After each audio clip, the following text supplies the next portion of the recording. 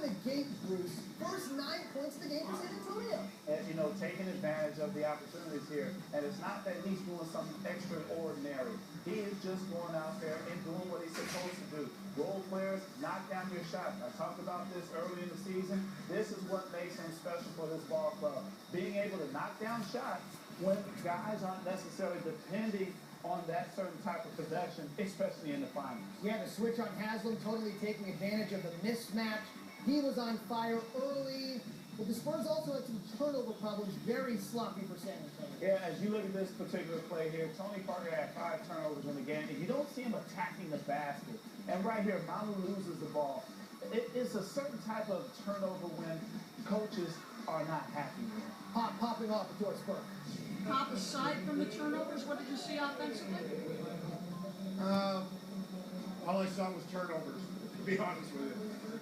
He does love that word with sideline reporter. Second quarter, LeBron guarding Parker, and Parker taking advantage.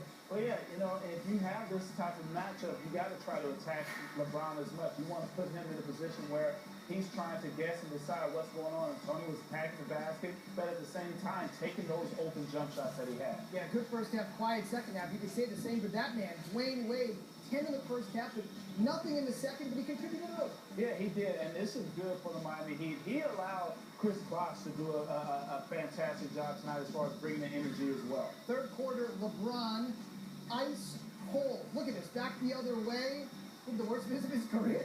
Well, no, that's actually a great defensive play. Usually in that open court, people are racking LeBron up. I'm sure he expected a foul like that to take place. Like, I was fooled by Danny Green. And then LeBron trying to get it to Wade, blocked by Splitter, back the other way.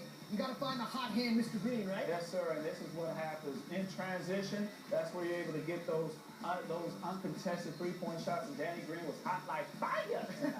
Now, this is a block. Not the best block of the game by any means, but a block. Green getting the better of LeBron there. Other guys got to step up. LeBron, to his credit, finding them. Ray Allen, what do you think? Hey, that's it. But I like even most is that Mario Chalmers had the shot, but he knows how important Ray Allen is to this ball club. And when he's able to get wide open shots, it's a good thing for the Heat. Yeah, Mike Miller, 9 off the bench. You saw him come up big late in the Indiana series. You talked about Mario Chalmers, had 19 to lead the Heat. Don't say that often. No, you don't. But this is what happens when a team prepares to defend LeBron James. Other guys have opportunities as well. Fourth quarter, LeBron's numbers ice cold, 3 for 13 from the field. But then he started to heat up passing and scoring. Look at this. How does he see Mike Miller? But, this is part of the spacing of the floor. LeBron James' ability to see the court is incredible. And what happens is when you start turning those defensive stops into transition opportunities, it just picks up the energy of everyone. Yeah, and then the route was on, and then there it was. He just winced on the set. I got something stank on my face right now. But no, great play by LeBron James, and who better to make that play for the Miami Heat? And then they finished it off. Allen for 3. LeBron knew he'd be on ESPN. Just which way? Basically, I told myself either you'll end up on SportsCenter one way or another. You're going to get dunked on or you're going to get blocked. So luckily I was on the good side of the top 10 and not so top 10. We're also on NBA tonight, so be happy with that. What a block. Just incredible. Rarely do you see a defensive play be the play of the game, but I think you could say that was the case. And back the other way, only fitting LeBron finishes. Again, yeah, a great pass by Mike Miller, but again, it was the defensive energy and intensity of the Miami Heat that it just seemed like they were walking through quicksand in the first 3 quarters. No triple-double for the King. He had 17, only 4 in the first half, but he contributed on the boards with his unselfish passing and his defense. Doris Burke caught up with him after the round. LeBron, there was a point late in the third where they had a 3-point lead. What happened from there? We got stops first of all, and then we started to make shots. We started to open up the floor. Our shooters made some shots, and Rio did a great job of getting to the paint as well and creating offense for us.